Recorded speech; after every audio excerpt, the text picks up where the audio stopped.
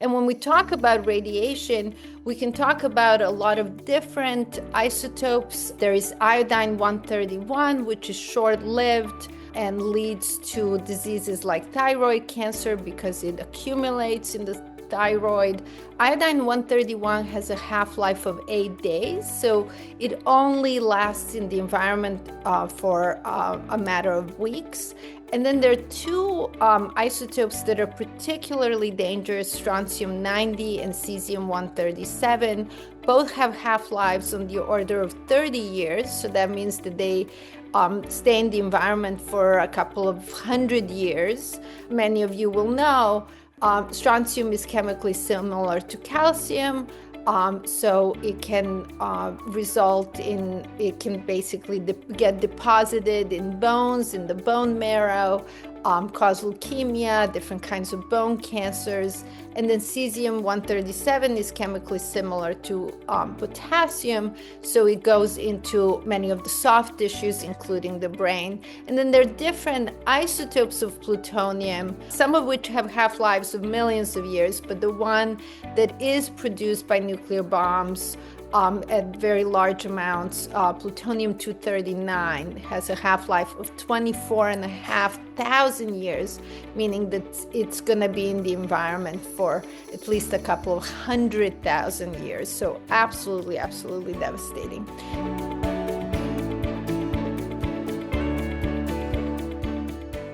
Welcome everyone to Emery Pharma Speaker Series. Today we're taking a thoughtful step slightly outside of our usual focus on pharmaceutical development, drug safety, and pharmacokinetics. We're doing this because at the core of everything we do, whether it's ensuring the safety of medication or safety of our food supply, it's about human safety. Without a safe environment for humanity, none of these other safety measures can have a truly lasting impact. That's why we invited Dr. Ivana Hughes to join us today. Her work on nuclear safety, global security, and environmental advocacy aligns deeply with our core belief that safeguarding human life is at the heart and at the core of our scientific and societal progress. From my own early days in chemistry and also working for industry and establishing CP Lab safety and my own advocacy for environmental safety and developing a product called EcoFunnel, which I co-invented with my wife, Kelly Farhangi, the CEO of CP Lab Safety. And later, last year, in fact, we published a book titled 7 Commandments to Save the Planet, sold on Amazon, a bit of a shameless plug. I've been very focused on environmental safety and human safety, drug safety. So in introducing Dr. Hughes, who herself is a distinguished chemist, undergrad at Caltech, PhD, Stanford chemist, I'm reminded by another remarkable chemist, Dr. Linus Pauling, who won a Nobel Prize in chemistry and also a Nobel Prize in peace for his tireless advocacy against atmospheric nuclear weapon testing. Much like Linus Pauling, Dr. Hughes stands at the intersection of science, scientific excellence, and humanitarian dedication. At Emery Pharma, we believe that advocating for human safety is a natural extension of our mission, just as Pauling saw no separation between chemistry and the well-being of humanity as a whole. We too see this protection of human life and our environment as an inseparable from the work we do every day. It's truly about creating a safer world for all of us. With that, it's an honor for me to introduce Dr. Hughes, and we look forward to her presentation. Thank you so much, Ron. Thank you for that really kind, overly kind and touching introduction. I'm really delighted to be with all of you. My only regret is that I couldn't be in San Francisco with all of you. but I am thrilled that we're together nonetheless. So I have prepared some slides, and I'm going to Please. actually share my screen. So again, I'm really grateful for the introduction. I'm grateful for the opportunity to speak to all of you today about nuclear weapons, which I think represent truly an existential threat to humanity. And to me, it's an issue that's incredibly important. It's an issue that must be addressed. And I want to tell you a little bit about, I know this is a largely scientifically literate audience and so on. So I'll give you a little bit of the science, fully recognizing that for some of you, this may already be things that you do know. I will probably tell you at least a few things you don't know, in particular when it comes to the topic of nuclear testing, which in many ways has been this kind of decades-long secret of what, and not just the United States, but all of the nuclear weapon states had done while actually building up their nuclear weapons programs. And then I'll point out a couple of things, again, that I actually like to refer to as nuclear secrets, things that we've known for a while, and yet they haven't quite percolated to that sort of level of not just awareness among the general public, but even awareness amongst scientists. So I want to start with just three quotes. These are some of my favorite quotes about the nuclear age. And I think they demonstrate that really some of what I am talking about here is just not new at all. I mean, this is stuff we've known for decades. And so I'll start here with Albert Einstein in 1946, a year after the US had developed three nuclear weapons, testing one in the desert, not, and the word testing was a full-blown explosion in the New Mexico desert, and then, of course, two that were used in the attacks on the Japanese cities of Hiroshima and Nagasaki. So Einstein said the unleashed power of the atom has changed everything save our modes of thinking, and we thus drift toward unparalleled catastrophe. Here's another quote from President John F. Kennedy, who in 1961 at the United Nations, in his address at the United Nations General Assembly, stated that we must abolish nuclear weapons before they abolish us. And then a couple of decades later, we had Presidents Reagan and Gorbachev in 1985 stating together, issuing a joint statement, the nuclear war cannot be won and must never be fought. That statement actually led to negotiations during which they had actually almost come to an agreement to eliminate nuclear weapons. And unfortunately, that agreement didn't come to pass. What did come to pass is that they brought the numbers down significantly. At one point in the talk, I will show you the sizes of those arsenals over time. But of course, thank you, Ron, for mentioning Linus Pauling, who was truly a giant of not just chemistry and science, but a giant of humanity. He did win two Nobel Prizes, as you said, one in chemistry and one in peace.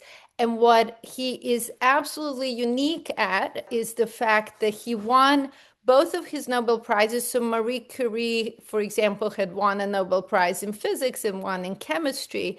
He won two Nobel Prizes in two different fields, but he is the only person to have won two unshared Nobel Prizes. So when he won the Nobel Prize in chemistry in 1954 for his contributions to the understanding of chemical bonds, it was an unshared prize, single recipient, and same thing happened with the prize for peace. And the citation, Ron already mentioned this, but I'll actually just read to you the actual citation. Linus Carl Pauling, who ever since 1946 has campaigned ceaselessly, not only against nuclear weapons tests, not only against the spread of these armaments, not only against their very use, but against all warfare as a means of solving international conflicts. I just think that's such an amazing citation. And I think it speaks volumes about him. Interestingly, 1994 was actually the year that I came to the United States as a foreign exchange student, and by the following year, 1995, I had enrolled very fortunately and with a lot of support from Caltech, financial support from Caltech, enrolled there as an undergraduate. And very interestingly, from the moment I was at Caltech, Linus Pauling was sort of this hero that everybody was talking about, but it really was his scientific legacy that people were talking about. I didn't actually learn about his peace advocacy until I would say many years later. Truly a great man, but I do have a photo I want to share with you, which I think is quite special because this is Ron with Linus Pauling. I believe you told me this was in 1987. Ron got to meet Linus Pauling, and here we are together today. So really excited to share that with all of you. Decades of, some very, very smart, very special people saying really important things on this topic. And here we are in 2025, 80 years into the nuclear age, and the Bulletin of the Atomic Scientists, which was established by Einstein, Oppenheimer, and others, issued a statement in January of this year stating that we are now closer than ever, 89 seconds to midnight, where midnight represents the kind of purported nuclear Armageddon, nuclear annihilation, end of humanity. And so what I want to do today is just give you a little bit of some context for why nuclear weapons have to go. I want to talk a little bit about the nuclear testing in the Marshall Islands and those other secrets. And I will at the end give you some hope, because I'm not doing this just to tell people how terrible the world is. I am also doing it so that we can actually eliminate these weapons, just as Einstein and Kennedy and Pauling and so many others have wanted us to do all these decades of the nuclear age. Why nuclear weapons have to go. So the first thing I want to tell you, and again, some of this is going to be familiar to the scientific audience, but I just want to make sure we're all on the same page. The idea that the scale that we're dealing with nuclear weapons is really just a completely different scale. And so I have here on the right photographs. The top ones are of Oklahoma City Federal Building, which was bombed in the spring of 1995. And then below that, the city of Hiroshima after it was bombed with an atomic bomb. And then the bottom image is the image of the hydrogen bomb blast, Castle Bravo, which was exploded near in Bikini Atoll, near Bikini Island in the Marshall Islands. And so, of course, the Oklahoma City bomb was a use of chemical explosives. And the amount of chemical explosives that were used was the equivalent of 2.5 tons of TNT. So 2.5 tons of TNT. And then when we talk about the energy yield of atomic bombs, we're of course not talking about using chemical explosives, but we still express the energy yield of those explosions in terms of TNT equivalents. And the Hiroshima bomb, the atomic bomb, which was also a bomb based on the process of fission of nuclei or atom splitting, was the equivalent in energy to 15 kilotons of TNT. That's 6,000 times greater than the Oklahoma City bomb. The Oklahoma City bomb, by the way, killed on the order just a little less than 200 people and destroyed the federal building and actually caused damage or destruction in a 14 block radius. So it was a lot of, this was very, very destructive. But Hiroshima was a bomb that was 6,000 times more powerful than that attack.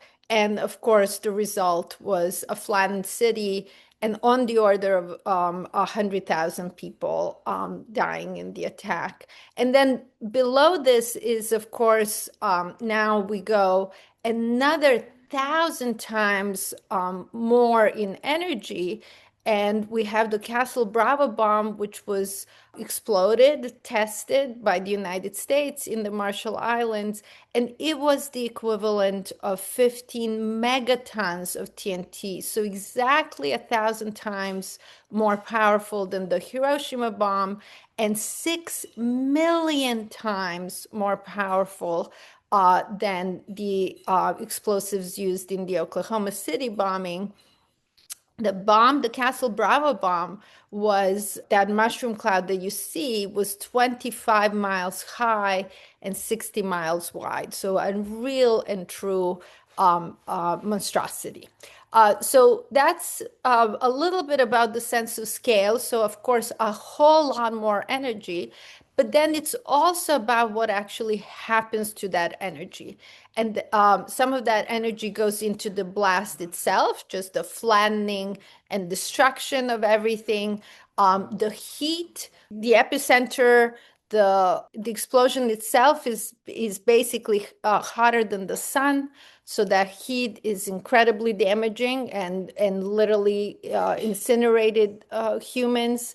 And then, of course, there's the spread of radiation, which can happen both the sort of short-term impact as well as the long-term impact. And when we talk about radiation, we can talk about a lot of different isotopes. There is iodine 131, which is short-lived and leads to diseases like thyroid cancer because it accumulates in the thyroid. Iodine 131 has a half-life of 8 days, so it only lasts in the environment for a matter of weeks. And then there are two isotopes that are particularly dangerous, strontium 90 and cesium 137. Both have half-lives on the order of 30 years, so that means that they stay in the environment for a couple of 100 years. And those, many of you will know, strontium is chemically similar to calcium. So it can result in, it can basically get deposited in bones, in the bone marrow, cause leukemia, different kinds of bone cancers. And then cesium 137 is chemically similar to potassium. So it goes into many of the soft tissues, including the brain. And then there are different isotopes of plutonium, some of which have half-lives of millions of years, but the one that is produced by nuclear bombs at very large amounts, plutonium 239 has a half-life of 24,500 years, meaning that it's going to be in the environment for at least a couple of 100,000 years. So absolutely, absolutely devastating. But and so that's kind of the impact of one single bomb. And then there's a different kind of scenario where you can explode a nuclear weapon, not over a city or military installations or whatnot, but actually exploded high above the atmosphere at a distance of 100 or 300 miles and cause an electromagnetic pulse that can then shut down electricity in entire regions. It's estimated that you would only need 3 such explosions to shut down electricity in all of the United States. And this is not a blackout situation where electricity comes back. This is the destruction of everything that we have that depends on electronics, solid state, devices and so on. And it's not coming back. So that's a whole other way in which nuclear weapons could destroy civilization. And of course, if many are used, there are these additional concerns that scientists have destruction of the ozone layer, which was first proposed to be an issue in the 1970s, and then nuclear winter and nuclear famine, which were first proposed in the early 1980s. And I'll say a little bit about nuclear winter and nuclear famine a little bit later. So let me talk for a few minutes about nuclear testing and the Marshall Islands specifically.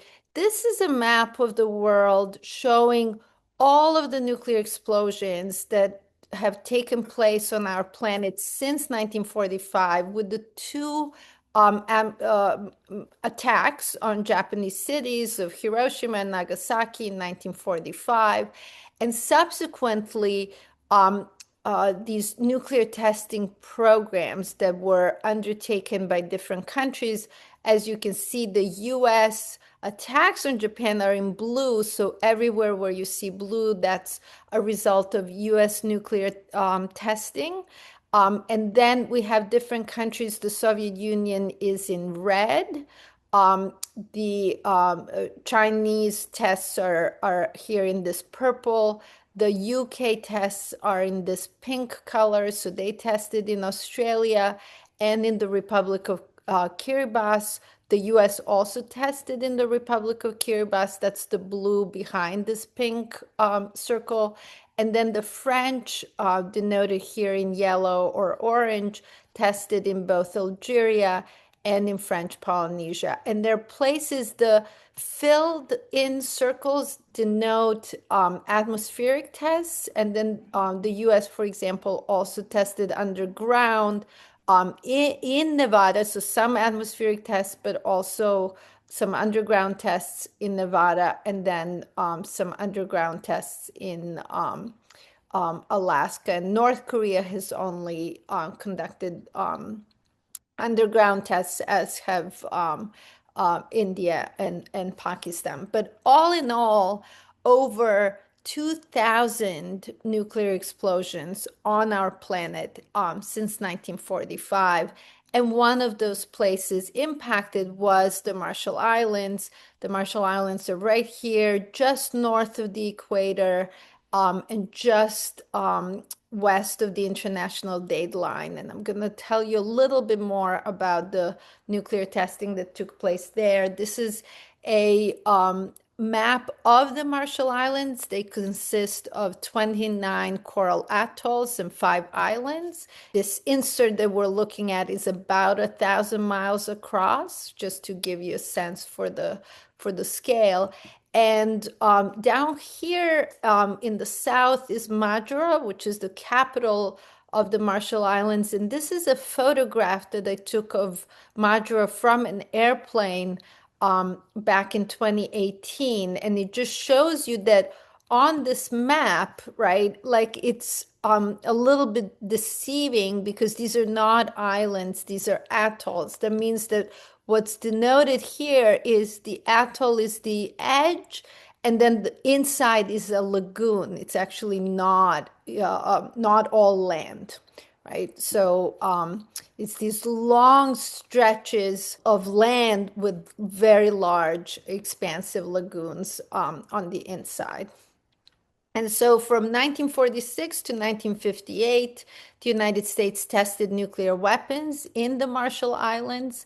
And this project actually commenced just literally 6 months after the atomic bombs on Hiroshima and Nagasaki on February 10th of 1946. So again, mere months. The U.S.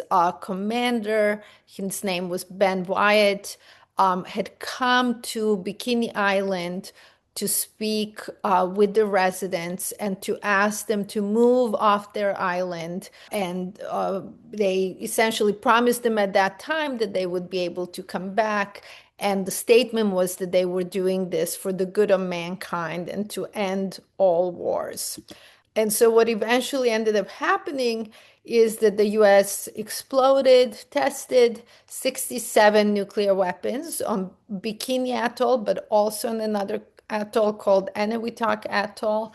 And there was, in addition, significant radiation fallout from that Castle Bravo test that I showed you an image of already. And this happened on nearby atolls called Rongelap and Utrecht, but all other atolls were impacted as well.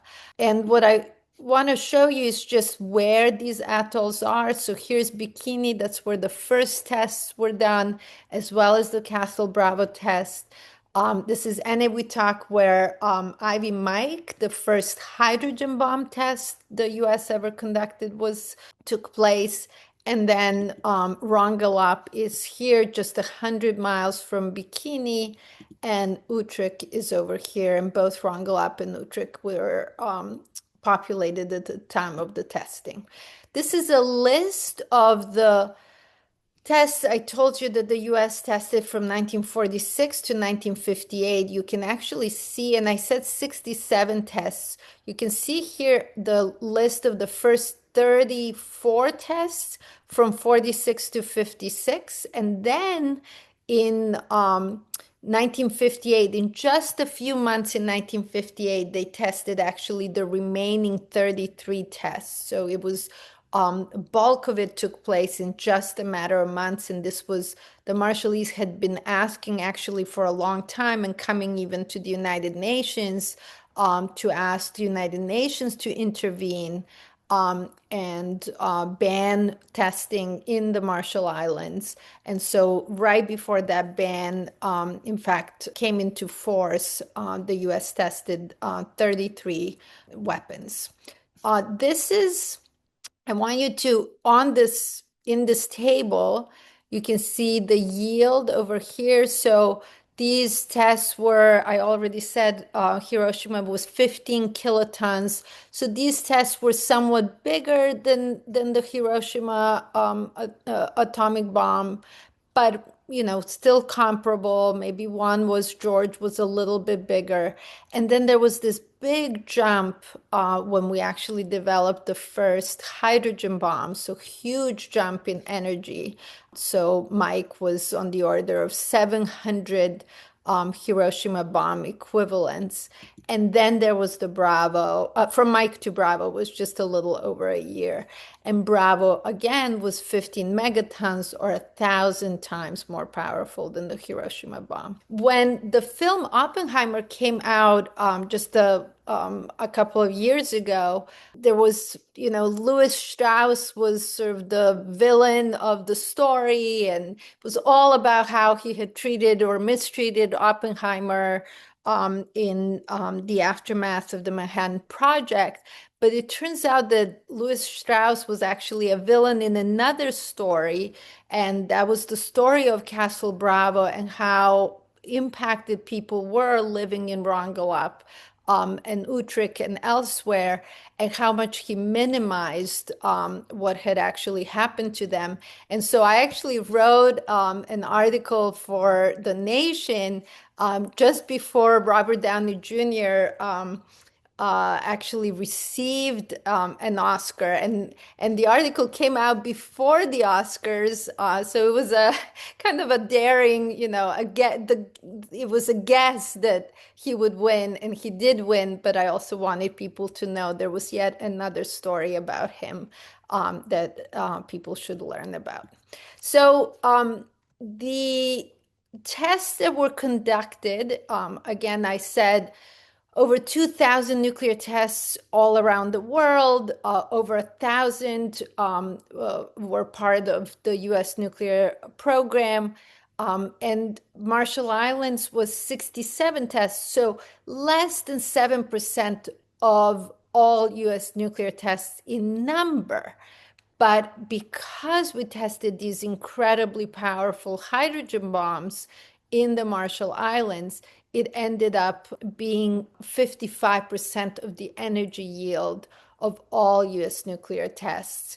Bikini alone, the Bikini Atoll, which is actually shown here, during the Baker test, which was an underwater test, Bikini Atoll bore the brunt of 40% of the energy yield of all US nuclear tests. And so at Columbia, we had the opportunity over a period of a few years with some students to actually travel there and to make radiological measurements. And I'm going to tell you just a little bit. We published several papers on this and we investigated different islands and so on.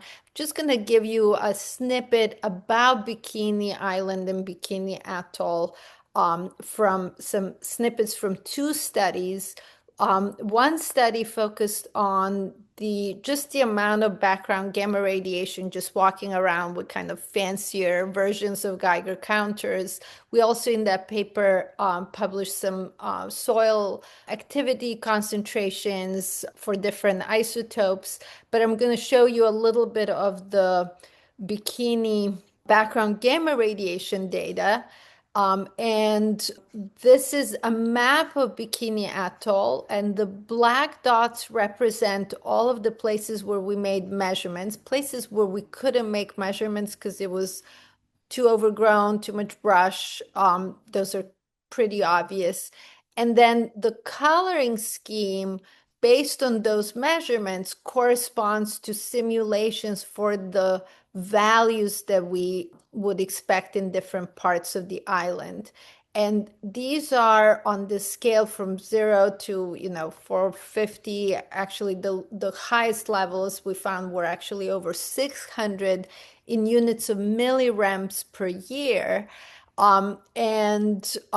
What's really key to know here is that in the United States, EPA guidelines that have to do with public exposure to radiation from nuclear power plants have limits like either 5 millirems per year for external gamma radiation or 15 millirems for total exposure. So there is basically nothing on Bikini Island that's at 5 or 15. A little bit of the beaches seem to have slightly less radiation simply because things get washed out.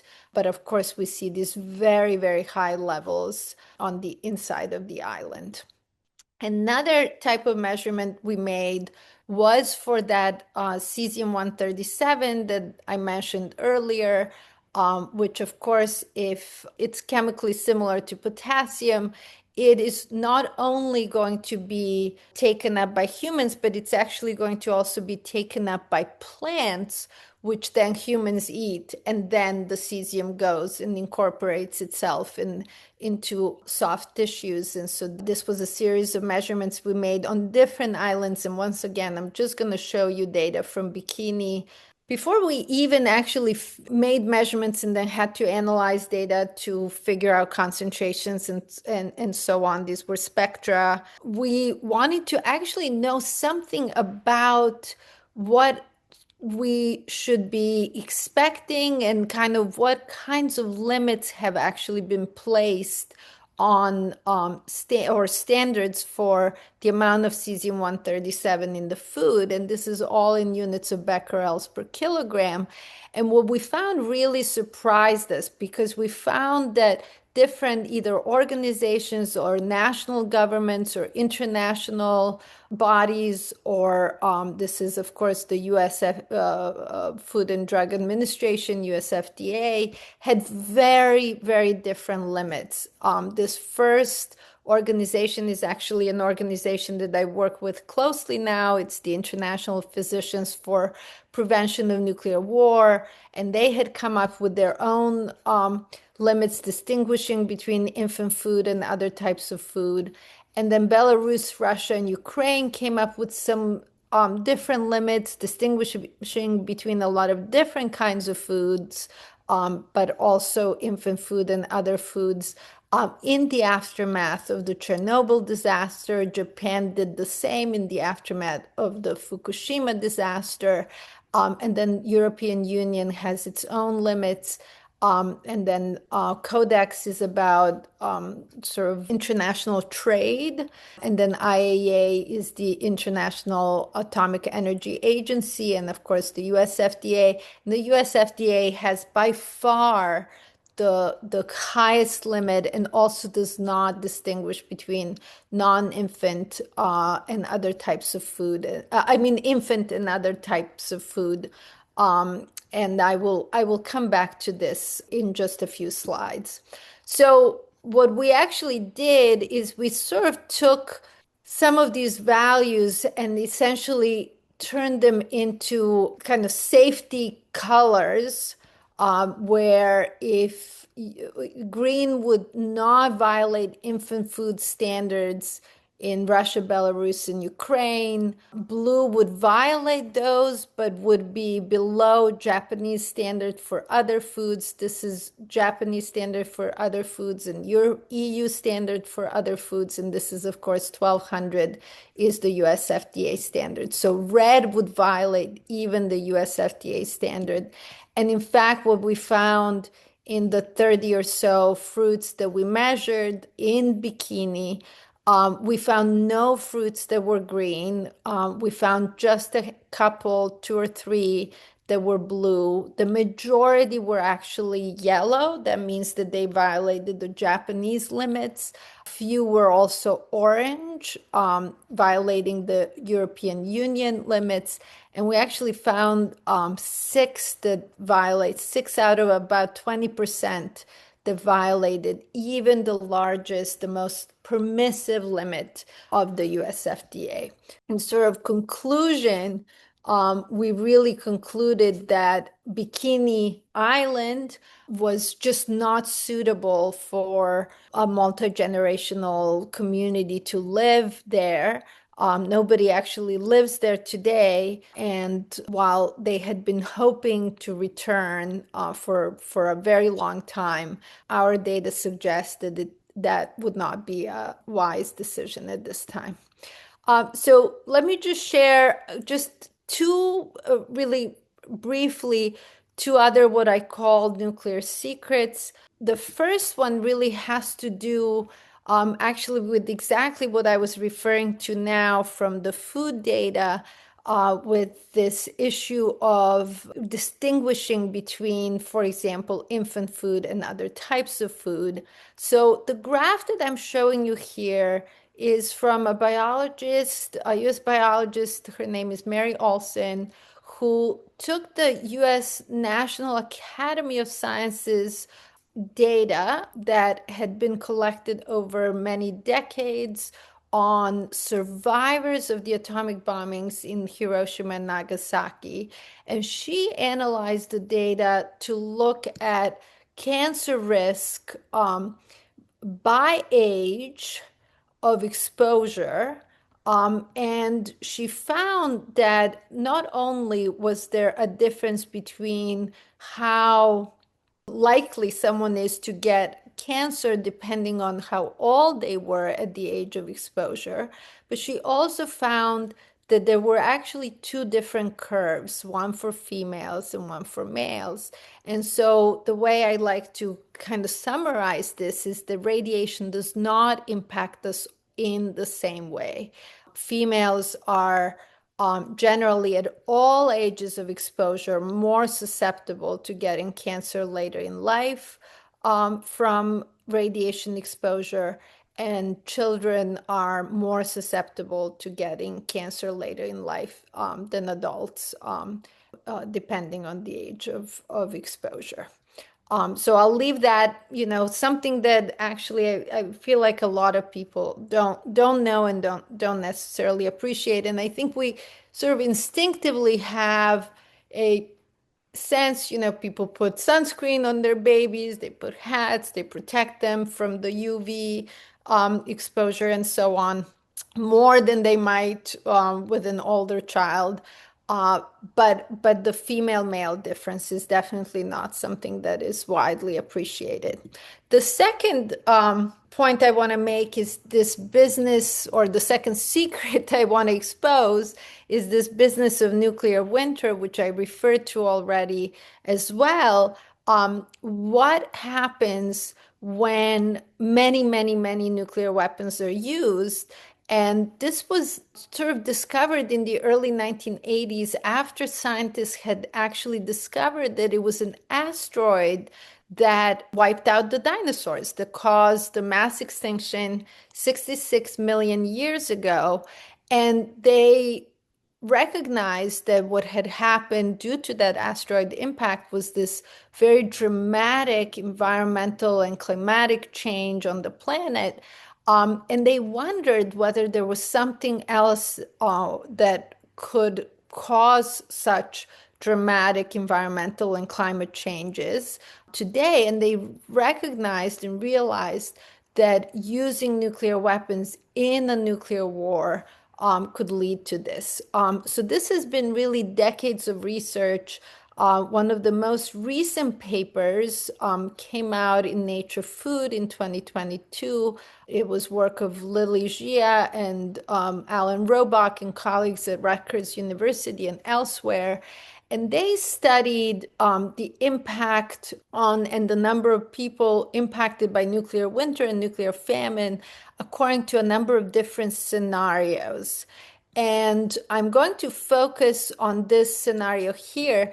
This would be from the production of 37 teragrams of soot. So what is nuclear winter? The idea is that if you use many, many nuclear weapons in attacks on cities, military installations, that you could cause such widespread fires that would put soot out up into the atmosphere, high regions of the atmosphere, where they would block in some incoming sunlight for a number of years.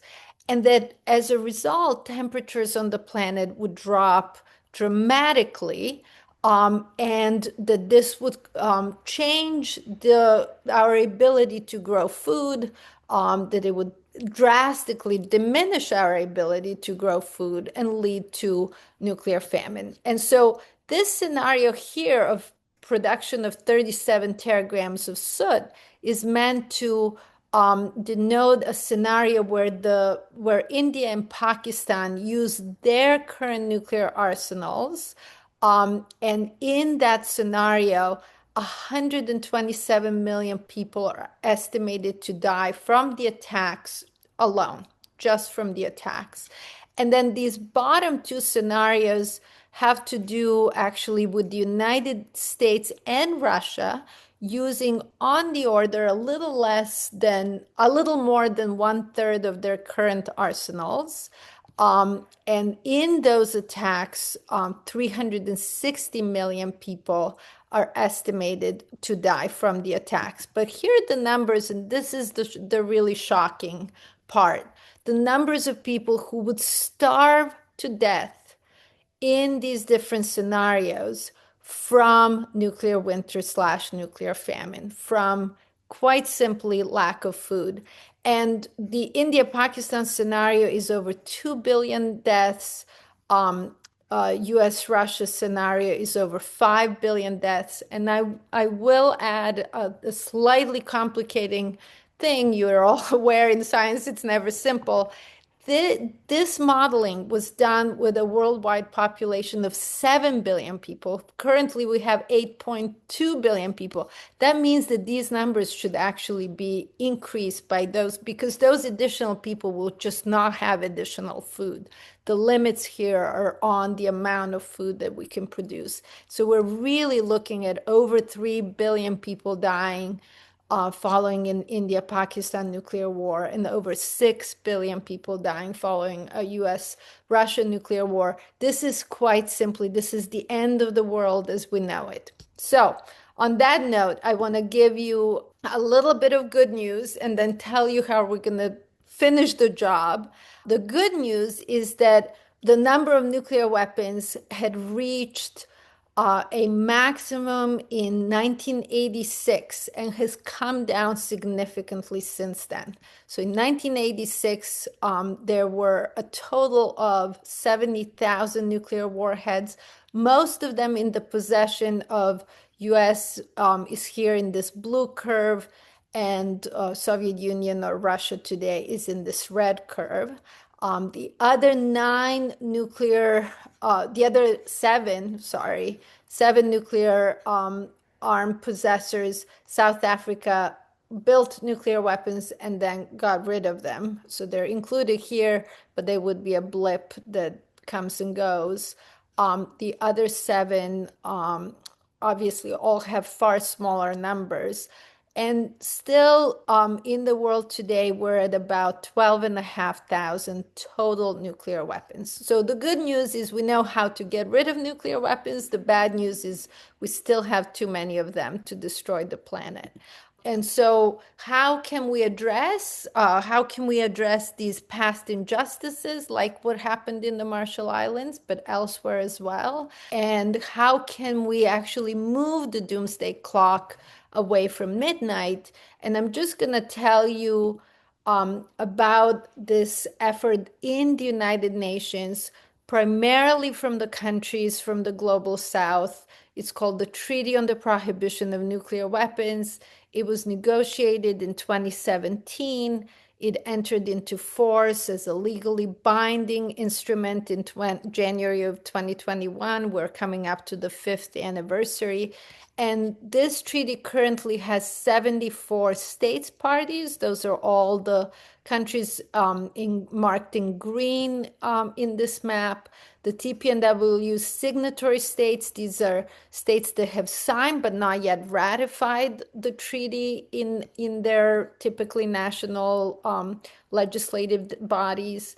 And then orange countries actually have on their territory nuclear weapons by another state. So Belarus hosts Russian nuclear weapons, and Belgium, Netherlands, Germany, Italy, and Turkey host U.S. nuclear weapons. And then the red are the 9 nuclear armed states, 5 of which U.S., Russia, China, UK, and France are recognized by the United Nations as nuclear weapon states, and the others, India, Pakistan, North Korea, and Israel, are not recognized as nuclear weapon states.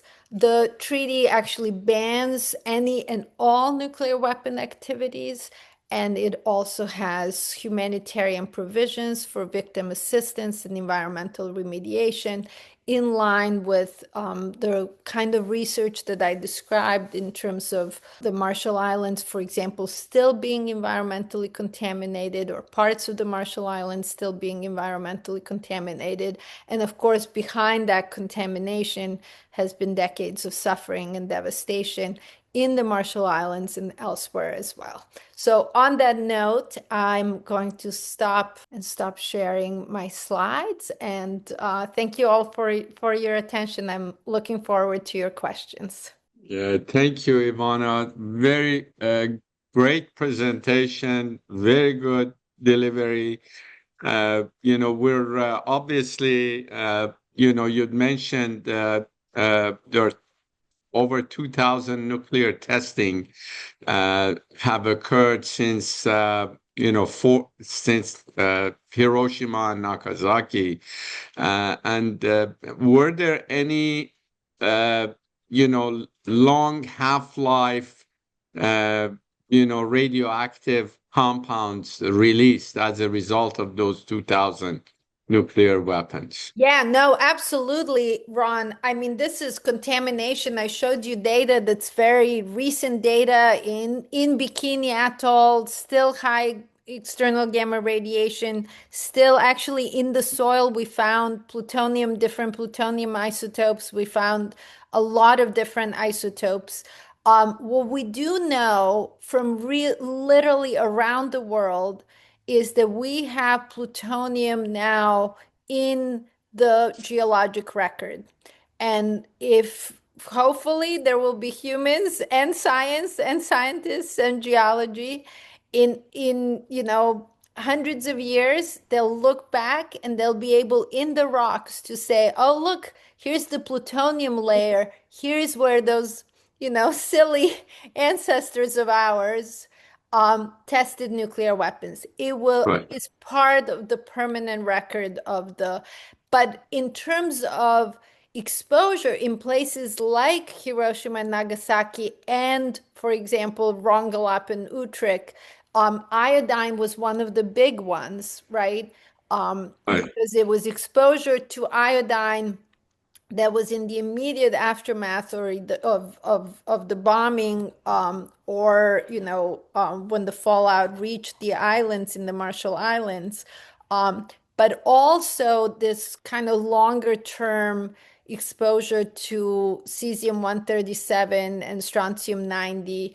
I think in Japan, because these were air bursts, the amount of radiation, of course, wasn't negligible because these people have been impacted all these decades from that exposure, but it wasn't as large as when you do the test near the surface, and then the radiation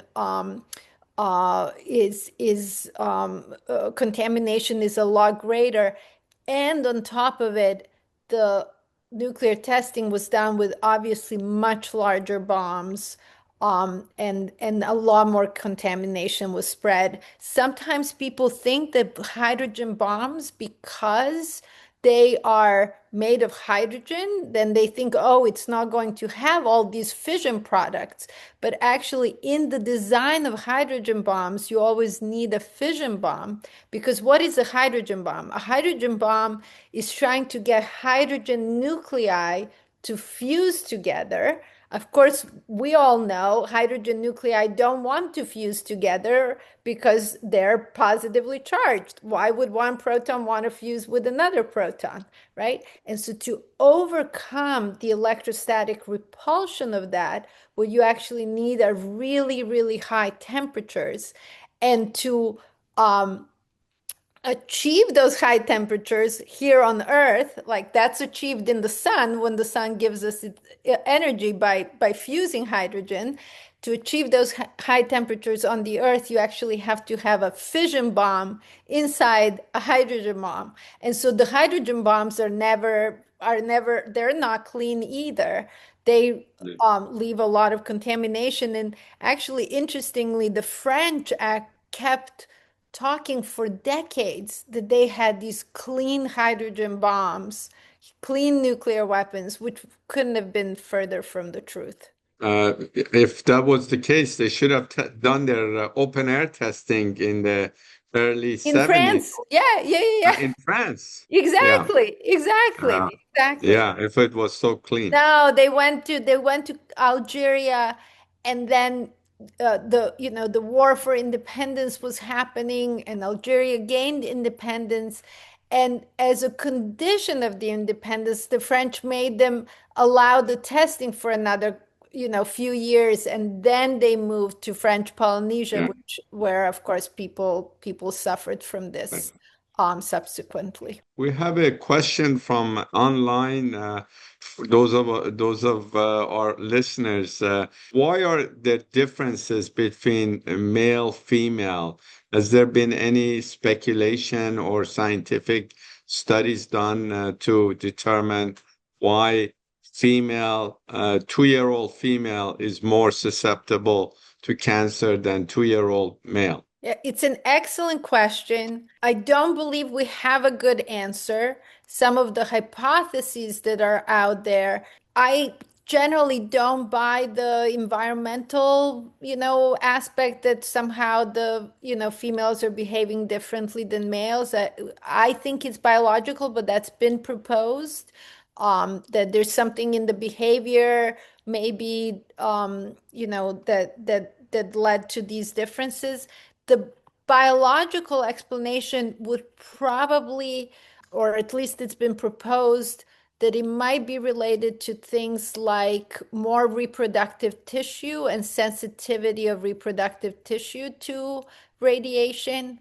But I don't think anyone has a good answer. And it is certainly something that is worthy of research. And of course, sadly, research in general in this country is now under threat, especially things that are not, directly leading to applications and so on. Yeah, but it's an excellent question. Unfortunately, we really don't know yet. Are there any antidotes to that someone can, in case of an accidental?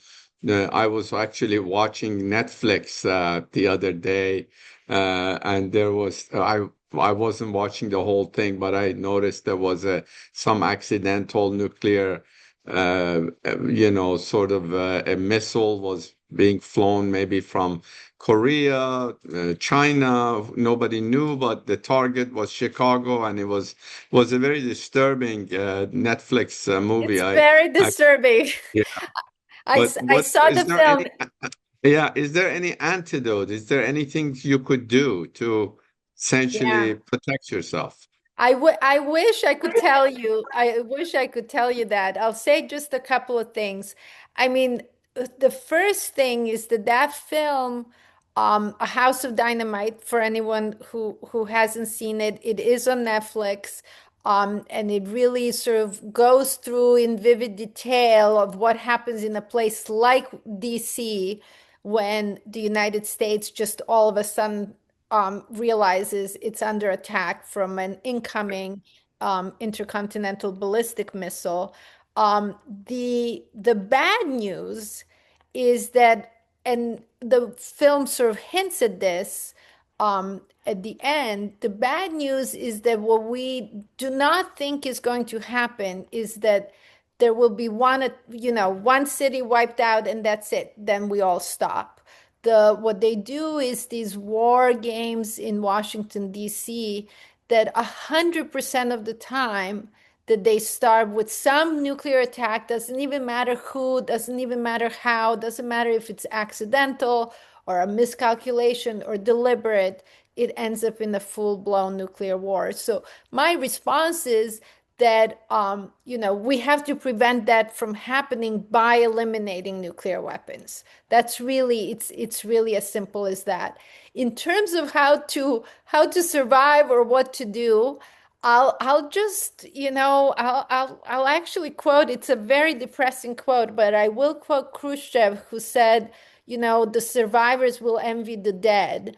I think where our energies need to be is on eliminating nuclear weapons so that that absolutely never happens. It doesn't happen to, people our age. It doesn't happen to our children, grandchildren, future generations. To me, that's the hope.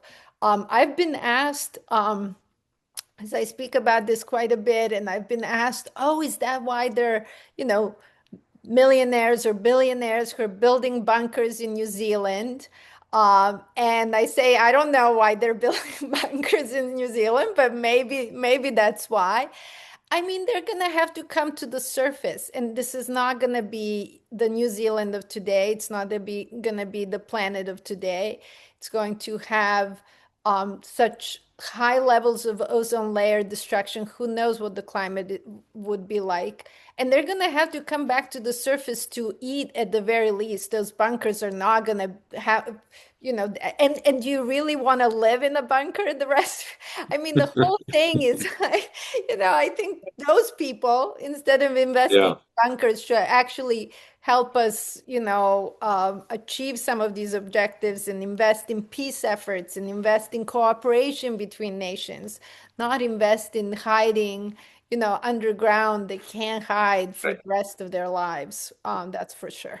Ivana, how, can you explain how, if somebody wants to contribute, somebody wants to participate in what you're working on, tell us a little bit about the organization that you're president of, and what's the objective, and how can they get a hold of that organization? Absolutely. No, thank you for asking. So, the Nuclear Age Peace Foundation was founded in 1982 with a mission to educate and advocate for a just and peaceful world, one that is free of nuclear weapons. And I actually became involved. I was invited to serve as president in 2022 after our founder and longtime president David Krieger had retired. Very sadly, he actually passed away at the end of 2023. And really, what we have been doing for over 40 years now is really advocating at different levels, pursuing different initiatives. We work a lot at the United Nations. So the Treaty on the Prohibition of Nuclear Weapons, which I mentioned, is something that I'm very committed to and contribute to. I'm a member of the scientific advisory group to the treaty. And so I also work with diplomats on advancing the treaty in all of its goals, elimination, but also these humanitarian provisions. In terms of what people can do, so definitely you can find us on at wagingpeace.org. And we have a wealth of educational resources. We have a wealth of videos. We have a long history, over a 40-year long history of writing about this, thinking about this, talking about this, and doing that really at many different levels. Again, from speaking to regular people, going to Washington, D.C. to speak with our elected officials, and of course, as I mentioned, at the United Nations. So definitely look us up. We actually, just in terms of, just to be totally transparent, in terms of the of funding, we're entirely supported by regular, ordinary people who just decide that this is a cause they want to support. And that's been true for over 40 years, which is really quite amazing. We're based, I live in New York City, but we are based in Santa Barbara, and it's just a very kind of philanthropy oriented place, which is quite remarkable. But beyond that, the way I think about what people can do on this issue is, and if you're really interested, get in touch with me. Ron has my email and so on, so we can be in touch.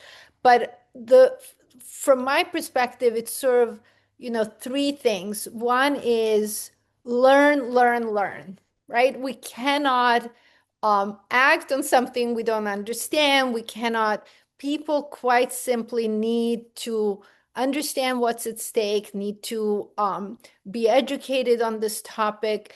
And if and when you do learn things, talk to other people. Just make sure that we are a more engaged and more educated citizenry on this topic. And I'll just insert there that, in times when we had successes like the atmospheric test ban treaty in 1963, and then these reductions in 1980s, the general public was very, very much engaged. So learn is number one. Number two is contact your elected officials. Just let them know that this is something you care about. We're frequently told when we go to DC and speak with staff or the legislators themselves, we're frequently told that they don't need to hear from 100 people on something, but they need to hear from 10. If 10 of their constituents tell them, I'm really worried about this, please do something about it, they're actually going to really kick into gear. So just contact elected officials, contact the White House, tell President Trump you want him to work. He's been talking about denuclearization. So tell him you support him in working on denuclearization with Russia and China, and then everybody else who has nuclear weapons. And then thirdly, I would say just, supporting their local organizations. There are local initiatives. Sometimes there's sort of city, resolutions or efforts at the state level. And again, organizations such as ours that work on these issues. And so supporting that kind of work in any sort of capacity, I think can really go a long way. And it's kind of sad that it's such an important issue, and yet it's not one that we talk about nearly enough. And so starting from that starting point, we got to listen to all those brilliant people who've been who told us all of this decades ago, including Linus Pauling, whom you met. Yes, yes. Thank you so much. On that note, we're going to conclude. Thank you. Please give Ivana a round of applause. Thank you so much. Thank you, Ivana. And look forward to meeting with you again soon. Excellent. Thank you so much. Thank Thank you you. for having Okay. me. It was a Thank you. pleasure. Thank you.